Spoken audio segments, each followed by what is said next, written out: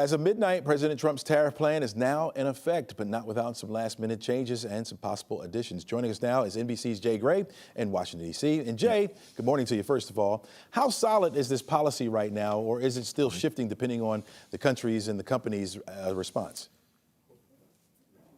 Yeah, I think it's a great question. Good morning to you, Chesley. I think it depends a lot on the relationship the U.S. has with certain countries and the impression President Trump has of how that country, or more specifically, its leader, is, in his words, behaving.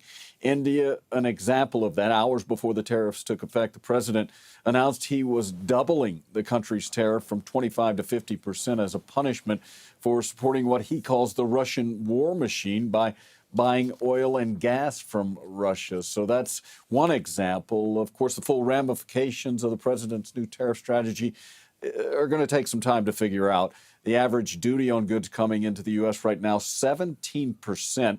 And just so it's clear, these tariffs are not only on industrial or specialized items, they're also impacting everyday goods like clothes, shoes, coffee, olive oil, beer, wine, liquor, cars, housing products, energy. You get the idea. Just a long list of items, costs that are expected to be passed, at least in part, to consumers. Businesses also could take a hit to their bottom line as well. So a lot to work through here. Yeah. Jay, is there any concern among allies or trading partners that these tariffs could be extended even further?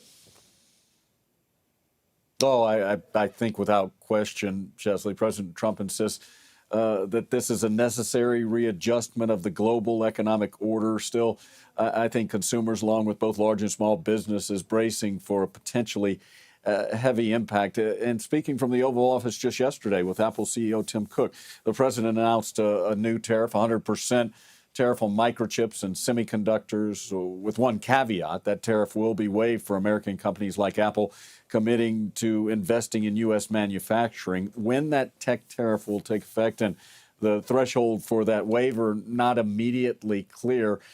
He's also talked about a tariff on pharmaceuticals that would start low, but he says could climb to 250% or more if companies don't move toward U.S. production. So, yeah, I think that we will see these tariffs expanding.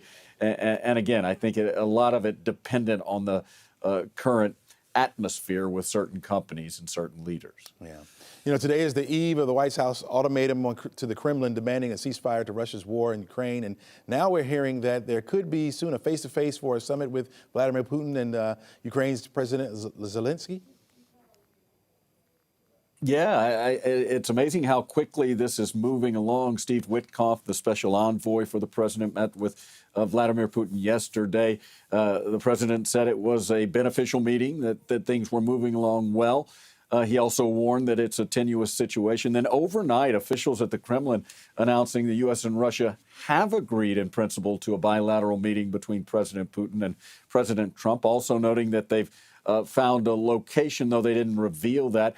I think, Chesley, a couple of thoughts here. First, there's been no response from the White House at this point. And the president has said he will only go through with a meeting if President Putin agrees to sit down face-to-face with Ukrainian President Zelensky. There's been no mention of those potential talks from officials in Russia. But clearly, there's a strong dialogue going on between the two countries. So this is something to watch very closely. Yeah, here lately, every time we see a sit down, or lately the comments have been a little bit fiery back and forth. So this is something that we all will be interested in. Jay, really appreciate your insight, and thanks for joining us today.